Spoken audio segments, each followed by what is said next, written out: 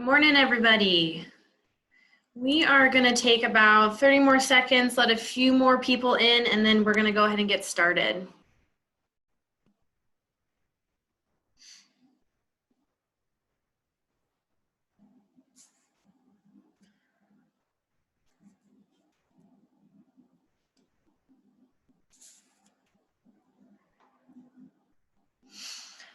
Okay, we will go ahead and get started. It is 9:03.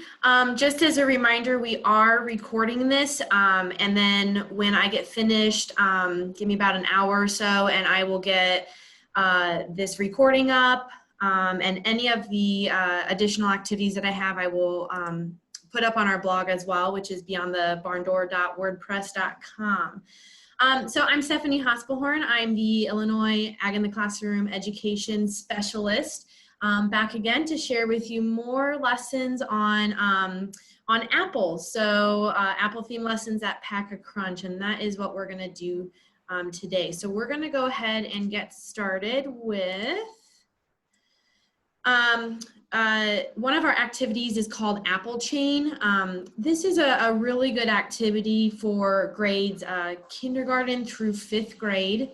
I have a little video to show you guys that shows how to go through this activity.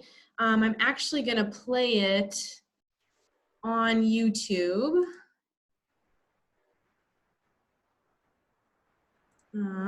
Let's see here.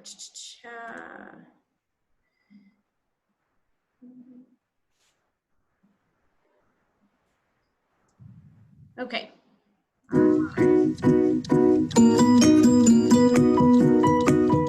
Here's the materials that you're going to need for the Apple Chain activity.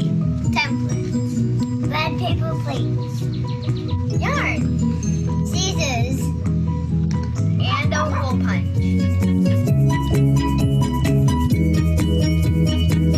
Hi, my name is Riley and I'm here with my sister Peyton, and we're going to show you how to do the Apple Chain activity. First thing we're going to do is cut out the shapes. A seed, a tree, a flower, a bee, and an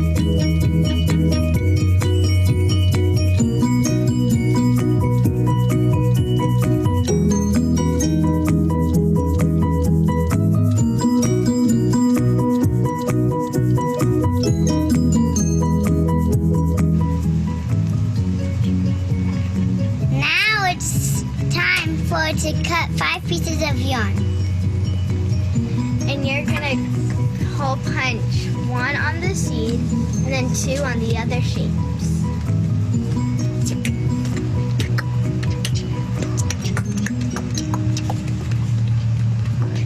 Now you're gonna tie them together. Start out with the seed and then the tree and then the flower, the bee, and then last you do the apple.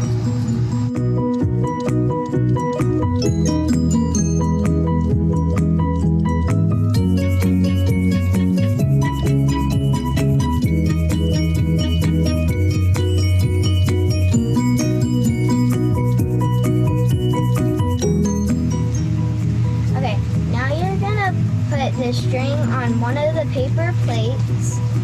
You can tape it, hole punch and tie it, or you can staple it. We're gonna staple it.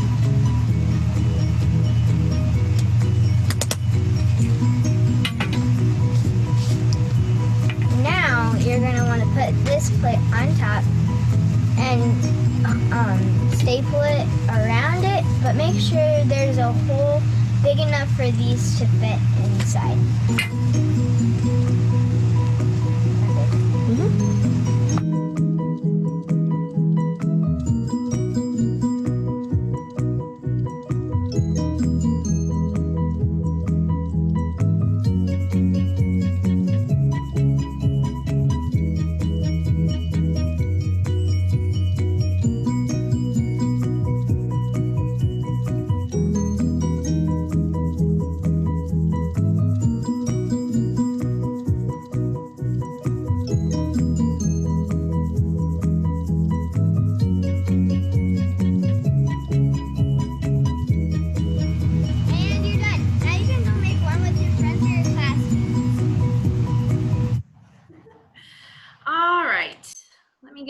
to my slideshow. Let's see here.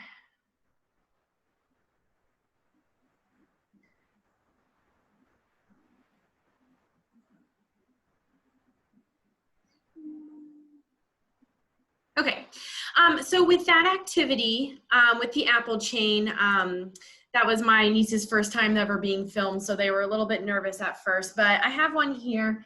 The shapes you would tuck up in the inside, so then when your students are explaining it, they can pull it out one piece at a time to show that sequencing. And then they can explain it to you as the teacher, they can explain it to their classmates, to anybody, and so that repetitive explanation, the sequence of events of the apple life cycle. You could also use some of the extra scraps to make leaves and a little stem. And then the way that we did it was we just placed the paper plates on top of each other because my nieces were having a difficult time smashing the plates. Here's an example where you would put the red side on both of the sides and then kind of squish them. And then, then you have the red on both sides. Another cool thing that you could do with this activity is you could have your students label each of the shapes. As you can see on the slideshow, the seed is labeled, the tree, they can write apple chain. My niece had come up with a really clever idea. She wanted to write an apple poem on the back on the white side after she had done that. So there's a lot of different things that you can do with this. You could also have them write the different stages if you're using this for maybe 4th or 5th grade. If they have a little bit more writing skills, you could have them write the different events or sequences and maybe a little short explanation on each of the little shapes to make it a little bit higher level. Let's see here. Okay, to go along with the apple chain, pollination is a huge part of this, and so you could do some different pollination activities.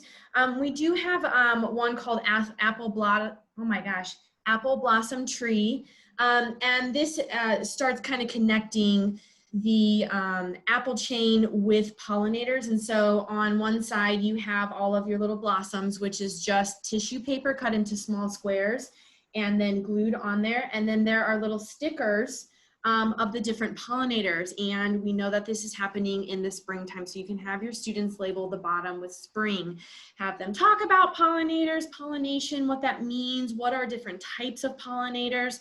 And then on the back side, you can have them label the tree trunk fall. You can have just the little green labeling stickers, or you can have red for red apples.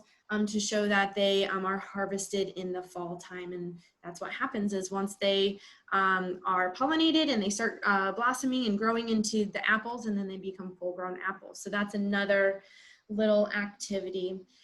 Along with our pollinators, I put these pictures up here, one for grades kindergarten through 5th grade.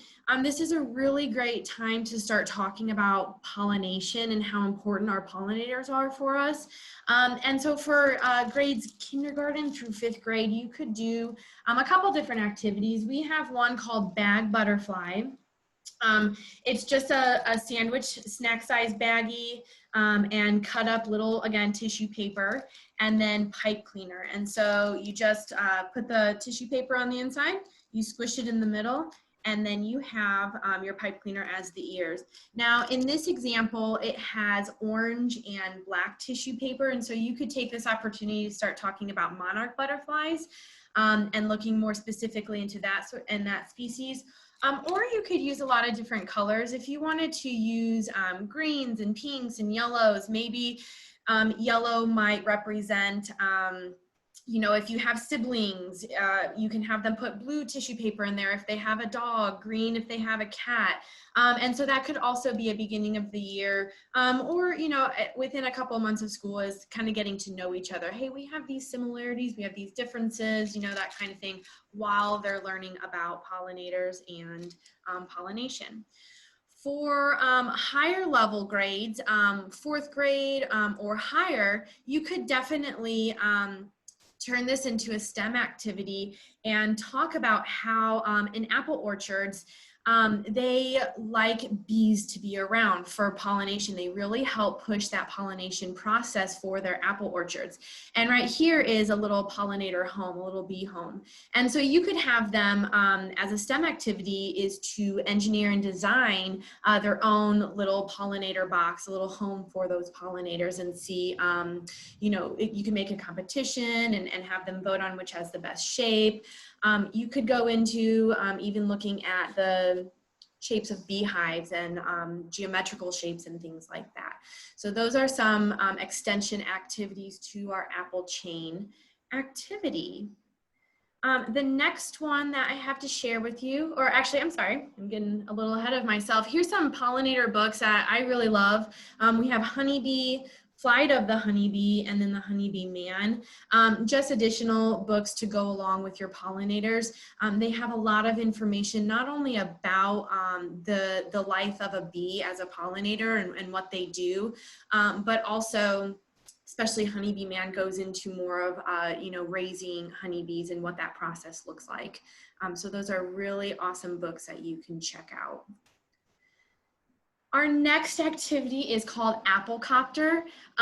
This is more focused, again, for grades kindergarten through 5th grade. However, you can go a little bit higher with that. And this is really looking at motion. So the book that I'm using here is called Newton and Me, and we're looking at gravity, motion, airwaves, friction, things like that.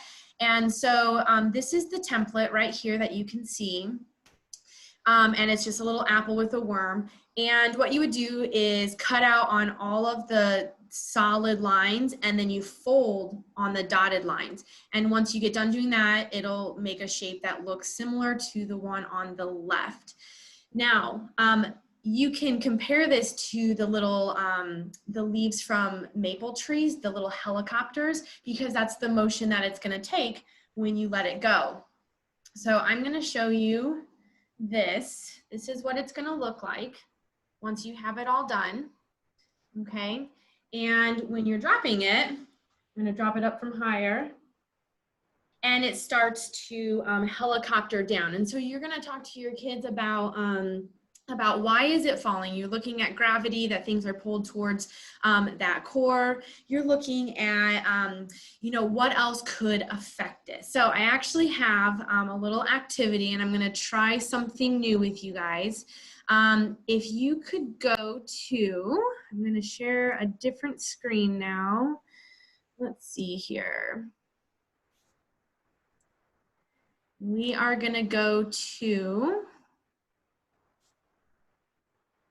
www.menti.com, and when you get there, type in the code 730685, and you can do this either on your computers or on your phones.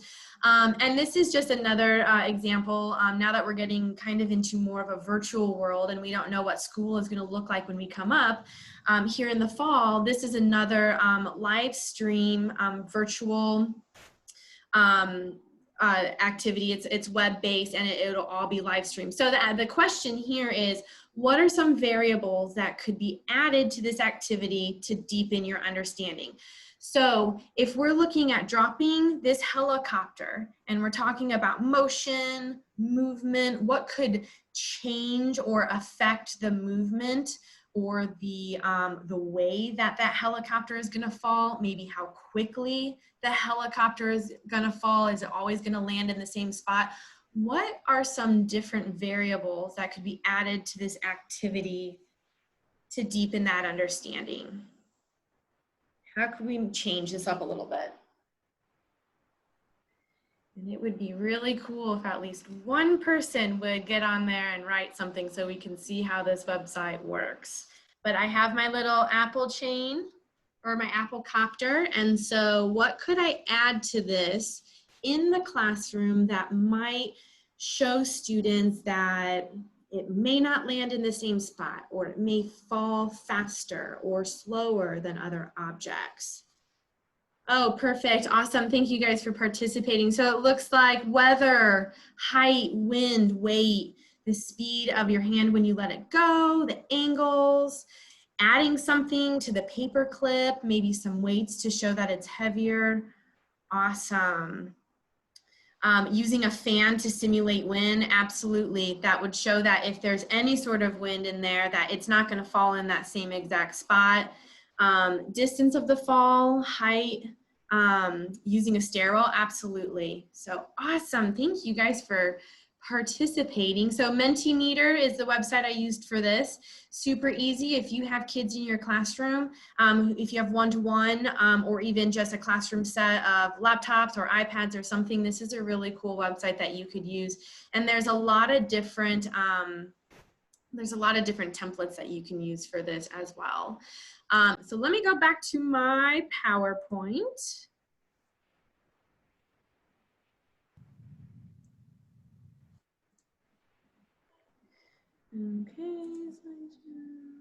Okay, so Newton and Me Again is the book that I would recommend for that. There's a lot of different books that you can use. This is just a fun one that goes into detail with, you know, things like gravity, wind, motion, all of that kind of stuff, which definitely covers those NGSS standards for those lower grades. All right, Bad Apple, I included this.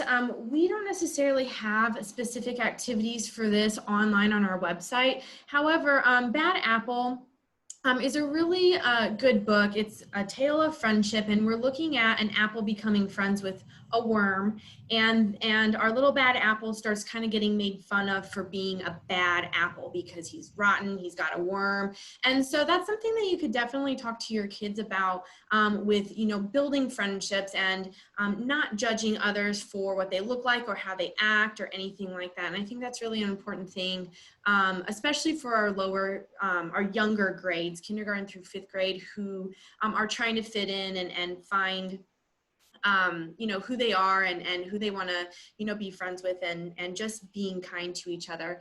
An activity that you could do with this is looking at that we have a lot of different types of apples that all look different on the outside. So, you know, we have red apples, Red Delicious, Gala, all of those, and some of them are red, some are red and yellow, some of them are real dark red, some of them are green. And so you could definitely look at, well, these apples they all look different on the outside, but what do they look like on the inside? And you could slice them open and see that they all look the same.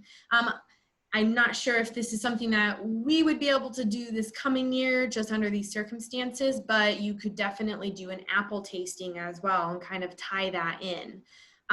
You know, why they all look the same, but do they taste different? And then start setting up a different experiment with that, looking a little bit closer.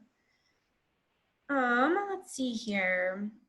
Apples to Oregon. So now we're going up a little bit in the grade level. We're looking more specifically 3rd through 6th grade with an activity like this. So Apples to Oregon is a really fun book about a family that is going west on the Oregon Trail, and they are taking their apples with them. Now, it's slightly true. It's based on, you know, the westward expansion and families moving out west for, you know, a better life and just expanding. And, but it's a tall tale. There's a lot of things in there that students need to understand aren't actually true that happen with that. So you could talk about tall tales and things like that. A cool activity that you could do for higher level grades are making this a STEM activity. You could have them design their own wagon that their family would have to go to the west and make sure that it can go, you know, over the rivers and rocky terrain and things like that. Or, you know, how much weight could their wagon hold? So you could definitely make that a classroom competition as well. Another way that you could tie in English language arts with an activity like this, not only just reading, you know, the story and comparing it maybe to other fictional and non-fictional stories about westward expansion, but you could pretend that Apples to Oregon was written as a letter. Our main character, she, you know, might be your student's best friend, and she has sent a letter back. You stayed on the East Coast, and she has sent a letter back to your students describing all of the events that has happened to her family. And so you could turn it into an activity of letter writing and narrative writing of how you know, oh, that's great, and here's what I've been experiencing here. And so trying to get them more into that writing, giving detail, looking at all those very descriptive words, nothing like, oh, that's cool. You know, would need to be expanded. But that would be a really fun English activity where they have to put themselves into somebody else's perspective and step back to, you know, the 1800s and westward expansion and all of that. You could also play Oregon Trail, everybody's favorite, which I don't think I ever beat as a kid. I think I either got bit by a rattlesnake or died of dysentery every single time. So, but that's also a fun game that they do have online for students to play now. So those are some examples for Apples to Oregon. All right, with Slice of Soil, this is a fun one. It's using an apple to help us understand how much soil we actually have on our planet Earth to grow food. When we think, gosh, we have this huge planet, but it's also made up of water, and the land that we do have, actually how much of that can we grow food on? So I'm going to play this as a big screen. I was going to play them straight from my PowerPoint, but I think it works out a little bit better if I play it from the internet. So let me go back here. Okay.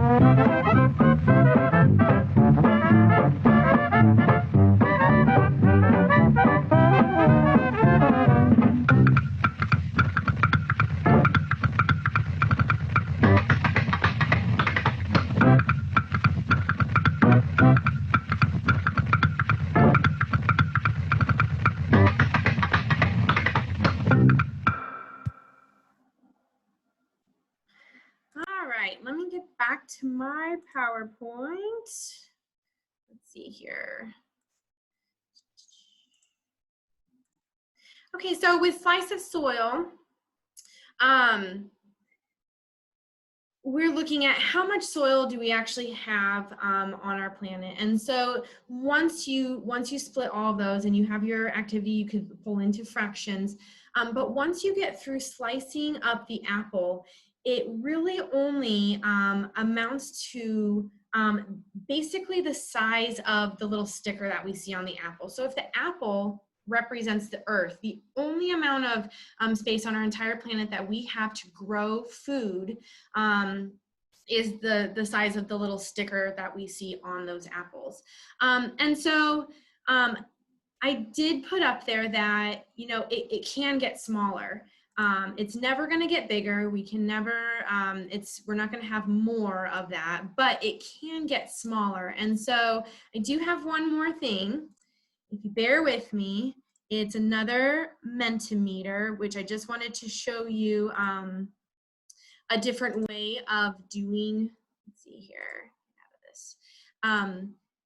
A different way of doing this, a different type. So if you go back to menti.com, type in that same exact code, the question is, what are some of the ways that that amount of land that we use for growing food can get smaller? What are some things that could make it decrease so that we're losing the amount of land that we have to grow food? And so this template that I have up here is just a different type of template. The other one was more of like the Padlet wall that Chris had used last week or 2 weeks ago already. This is a different type, so it's going to be more of like a word cloud. So we have more buildings, construction, landfills, pollution, absolutely all of those different things. And so if you use something like this with your students in your classroom, and you can change the amount of words. I think I had put that everybody can do 2 to 3 words, but the more that they put, the more of their ideas are being drawn towards there. And so if you have this up on your main screen in your classroom, then as they're typing in their responses, it'll go to that main board, and it's a very interactive, engaging way to get them to kind of participate. And if you have to go virtual this fall, it's another way that you could do this. By sharing your screen and having your students pull out their phones or getting on their website to participate. So pollution, drought, any sort of wastelands, landfills, global warming, new construction. We keep building all sorts of gas stations and Starbucks and McDonald's and things, and that's taking away the amount of land that we have. And yet our population is expanding. So we're shrinking the amount of land that we have to grow food to feed us and grow plants to make clothes and our animals and livestock. And yet our population is still growing. So if you are teaching, especially 6th grade and above, that is another idea that you can start talking about is, well, what do farmers have to do to make sure that we have enough land to feed all of these people if our population keeps growing. Erosion, that's another great one. And a lot of these definitely will hit our NGSS standard. So erosion is a 6th grade standard, global warming, drought, things like that. We're looking at junior high and high school standards. There are definitely standards in grade school that would cover those as well. Thank you guys for participating in that. Let me go back to my presentation. Alrighty, let's see here. Okay, so now I have a different example.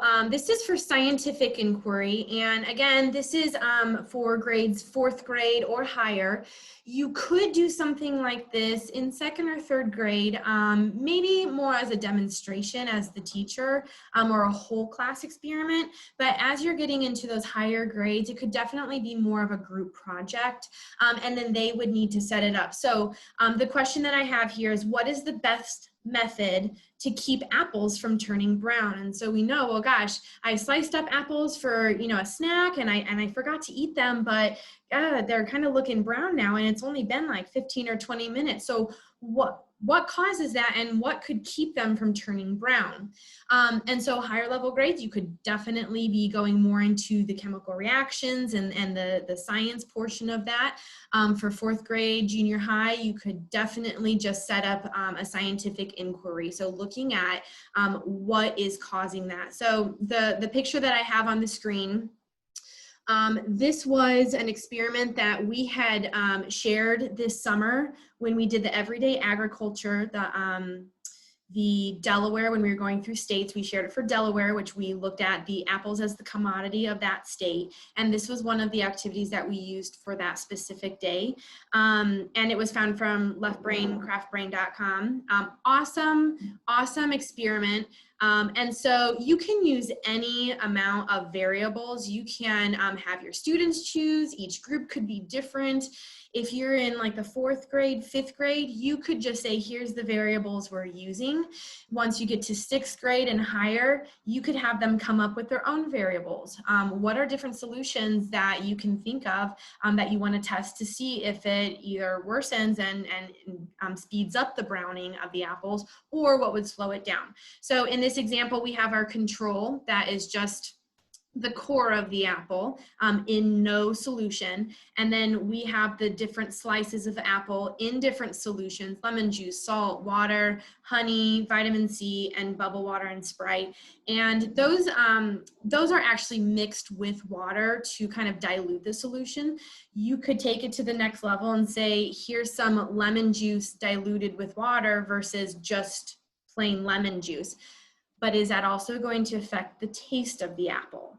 So you could definitely get into making it as big of an inquiry project as you want. I do want to share, I keep going back and forth with screens, which I didn't want to do, but I guess it just turned out that way. I want to share our scientific inquiry sheet.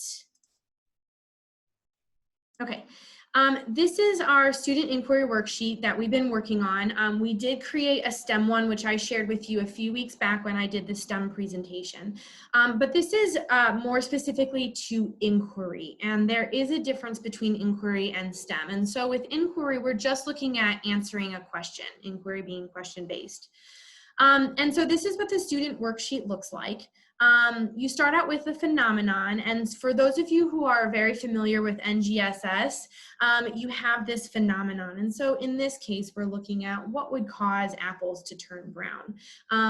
You kind of want to, kind of depends on where you're at in your teaching in terms of like your units and what you're looking at. Your phenomena could be pretty broad, something like this, or it could be more specific to the standard that's written out in the NGSS.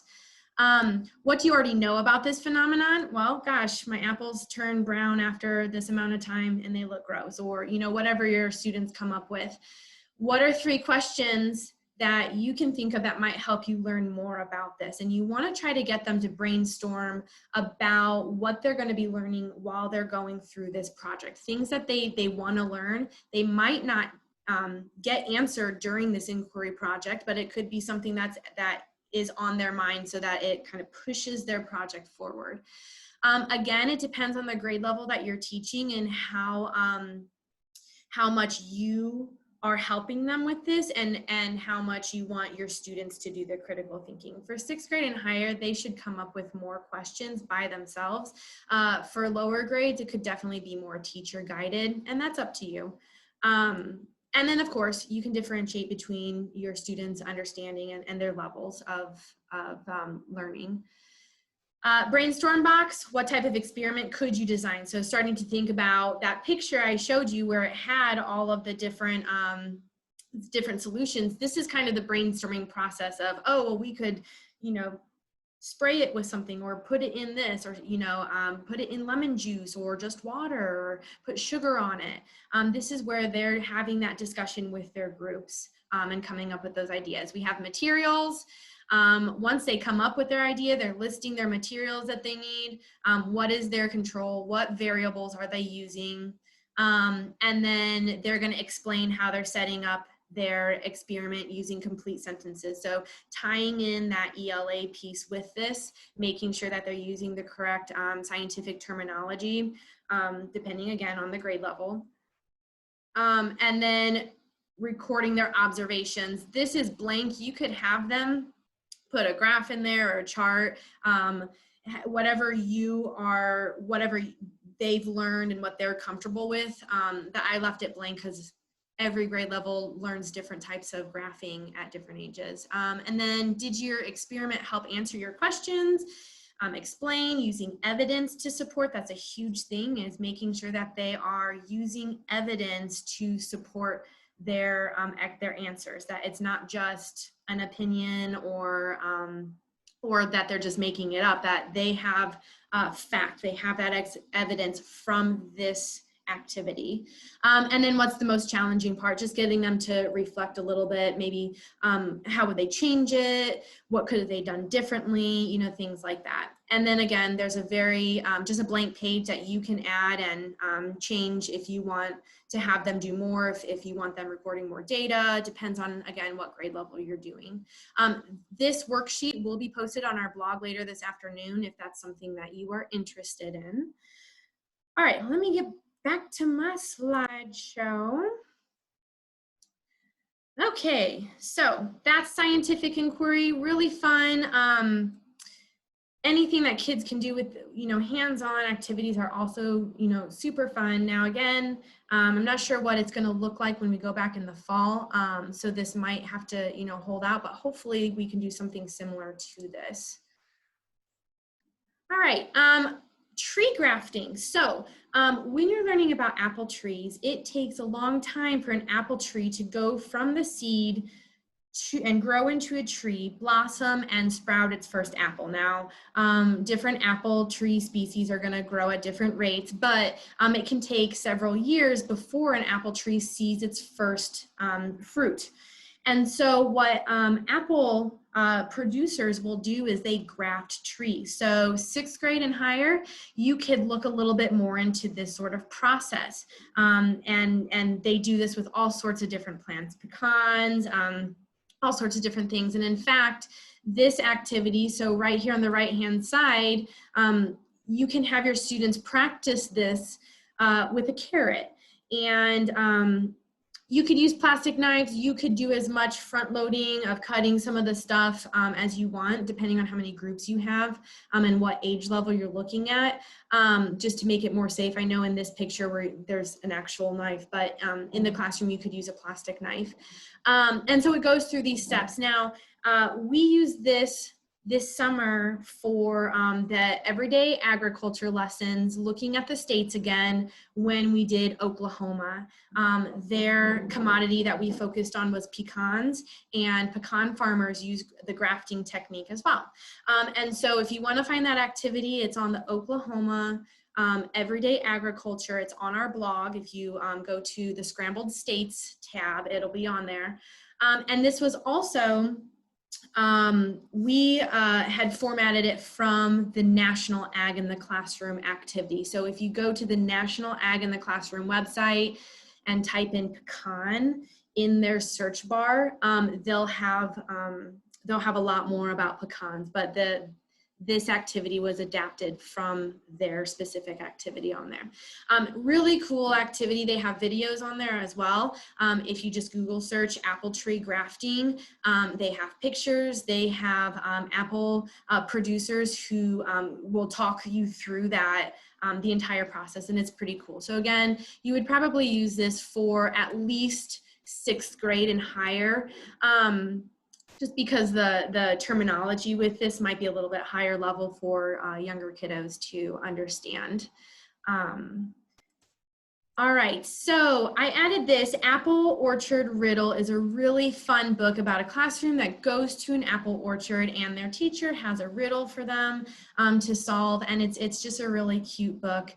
And in the very back of the book, they have additional apple facts about apple orchards, about apples, and so that's also another really fun use of intermingling fiction and nonfiction together.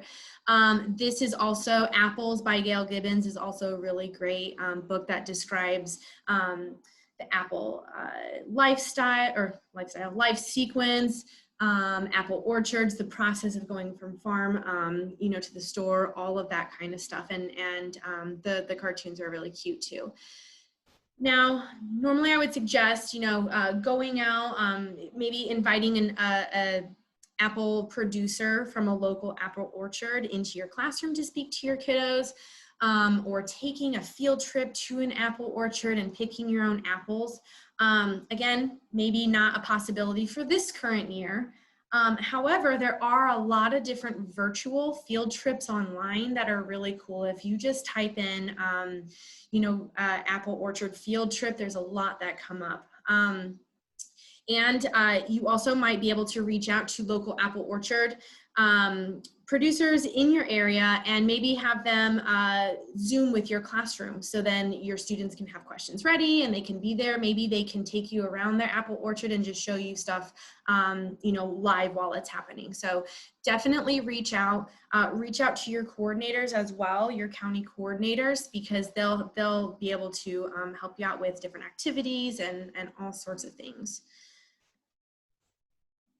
Okay.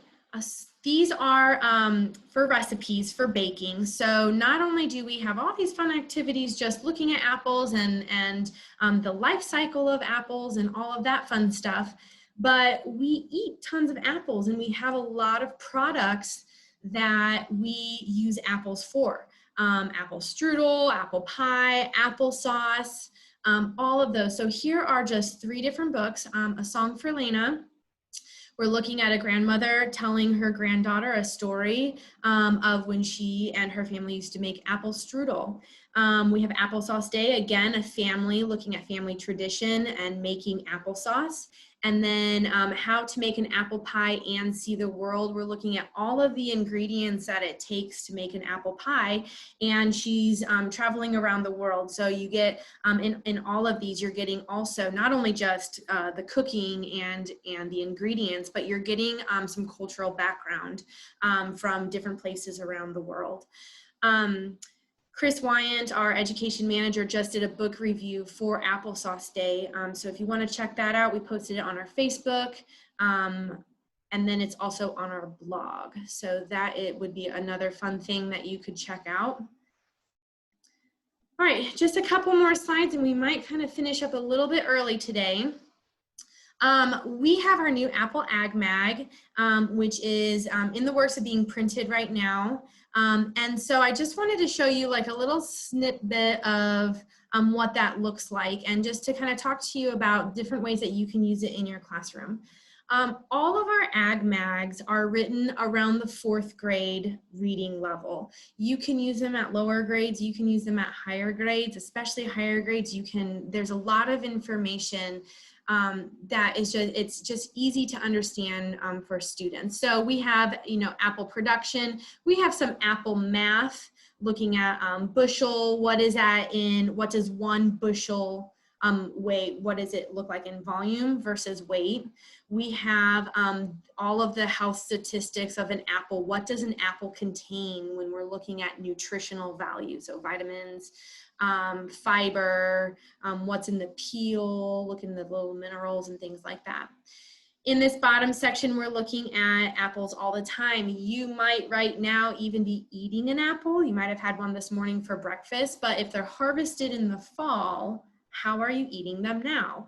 So again, looking at that timeline from when spring to fall, when they're starting to blossom, when they're growing, and when we're harvesting them, and again, when we're eating them. So if you're eating an apple right now, it was harvested last fall. And this is looking at their storage units, the controlled atmospheric storage, and looking at how we can control the different elements in an atmosphere to make sure that the apples stay ripe and don't get bad so that we can eat them year round. So that's another thing that you could definitely look at. On the back page, which is this one on the left, we have our career corner. So we're looking at some local apple producers from the state of Illinois in a few different counties. And so you could definitely read through those. The inside is going to look something like this. We have more about grafting. The apple chain activity is there. You have some apple anatomy, looking at those scientific terminology definitions along with the words and with the graphics pointing to what they look like. We have a little bit more about pollination up here in the top left corner with a little bumblebee, again, looking at the process of pollination. You can go into why does pollen stick to bees. You could look at different pictures. You could do different activities, again, like I said earlier, with pollination. On the top right-hand corner, we're looking at the different varieties of apples. These are just a few different varieties, and then you could even get into how many varieties are there, and how do we get so many different varieties? And so this also in the little descriptions kind of talks about not only what they look like, but what they taste like and what they could be used in. Some of them are better as a snack with peanut butter or some sort of nut butter or honey. Some of them are better for baking. Some of them are better just to eat plain. So things like that. And the last thing is down here on the bottom, where did apples come from? We have a timeline. So again, pulling in that social studies, the sequencing of events, looking at different decades, what was happening back there, and then you can tie that into your social studies lessons as well. So there's some pretty cool and interesting facts about that. I will show you how to find the Ag Mags online in just a moment, but I do want to say, just before I forget that, fill out the jot form reflection. It was sent to you in the email, and you have the chance again to win an Apple book. We will send that to 3 of our lucky winners. And so we do really appreciate your feedback. It has helped us tremendously on trying to get used to all this virtual world and what we need to do and how we can help all of you guys going back into the fall. And then Thursday, we have our field trip all about corn. So our corn interns for Illinois, Katie Smith and Alexa Vincent, they're gonna take us on a field trip looking a little bit closer at corn and our corn grower initiative. So please don't miss out. That's gonna be a really cool field trip. I'm gonna share with you real quick our website. And then, let me get off this. So when you go agintheclassroom.org, it'll take you to this website. And again, I know that Kevin and Chris have both said this previously, but if you are looking for any activity, maybe you don't remember the name of it, or maybe you do, you can just type in this Google bar, apples, pumpkins, anything like that, and hit search, and then our activities will come up. You could also do the same for the National Ag in the Classroom website, which is agclassroom.org. So I'm going to go back to agintheclassroom.org, which is our website. If you scroll down here to teacher resources, click on teacher resources, and then the second one down is Ag Mags. And here is our entire list of Ag Mags. Now, the really cool thing about this is if you don't have the Ag Mags in person, which you can get from your county coordinators, we do have them online and they're interactive. And so when you click on them, we'll click on Apple. The Apple one looks a little different. We haven't updated this one just yet, but if you click on this one, you'll see that there's little leaves. Wherever there's like a little leaf, you can click on that. This one is a video, and it'll take you to different primary and secondary sources that will give you more information about that section. So tying in social studies, primary, secondary sources, that is a great resource to use. If you are interested in contacting your county coordinator, it's going to be the second link down, contact your county ag literacy coordinator. And then this very first link is going to take you to a list of everybody in your county. And so you can reach out to them. They have the materials for all of our activities. And they have just so much information that they can provide for you. Come and speak to your classrooms. They could do, we're working on doing virtual things this fall. So please reach out to them. All of the information is right there. Now with that, I am done. So I'm gonna go into the chat. It looks like we've got some chats. Let's see. Now, and then I will stay on to answer some questions. All right. So in 2016, it looks like we were probably ranked 19th in apple production. Yeah, we're not in the top 10, but we do have a lot of apple orchards in Illinois. We have them in almost every single county in Illinois. So if you want Apple Ag Mags, you need to reach out to your county coordinators, and they can help give you that information on how you're supposed to get those Apple Ag Mags. Hopefully pretty soon the online version will be updated so that it will look identical to the new Apple Ag Mag that we are printing right now. Let's see. It says, is there a copy of Apple-Copter on the Illinois Ag site? I don't think it's been updated yet. We're in the process of redoing our website as well, which we're really excited about. And we'll definitely, once that comes up, probably won't be for a while, but I will link the Apple-Copter activity on our blog this afternoon, or in like an hour. Once I get everything uploaded, I will include the Apple-Copter because I don't think that it's on our current website. So I will make sure that that is up there. And anything else that's not on our website, I'll make sure that I add that as well. But yeah, I'm done. I think I talked a little faster than I had planned, so I'm going to stay on for another 5 to 10 minutes if anybody else has any questions. Otherwise, if you don't, you're free to go and enjoy the rest of your beautiful Tuesday afternoon. Thank you again so much for joining us. Really, really appreciate all of your participation. So, yep, have a great Tuesday, and I'm going to stay on to answer questions.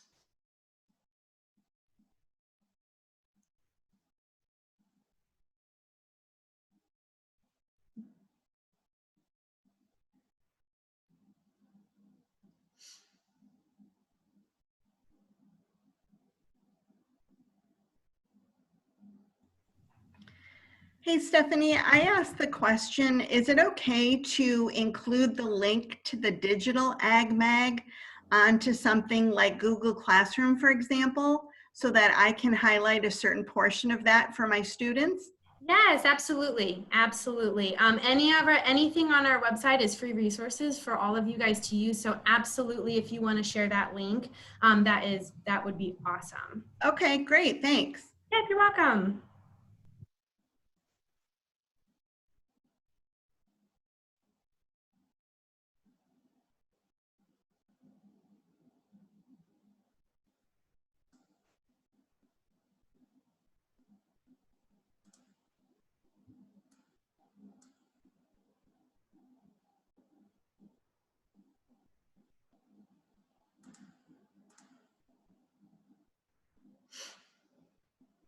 I'm gonna give it about 3 more minutes to ask questions, and then we will call it quits for the day.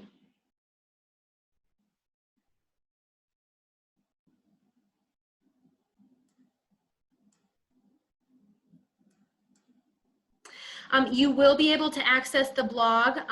We will have the blog for as far as I know. I don't think we're trying to get rid of it anytime soon. So everything that we post on our blog, the everyday activities from the summer, our eggs in the classroom videos from Chris Wyan, incubating and growing those chicks, all of everything will be on our blog website permanently. And so everything that we're sharing from every Tuesday for the past few weeks and all of the field trips from the Thursdays, everything will be on our blog site. So all of the resources, our video recordings, all of that kind of stuff will be up there. And that is beyondthebarndoor.wordpress.com. You're welcome. All right, I'm going to give it about 1 more minute.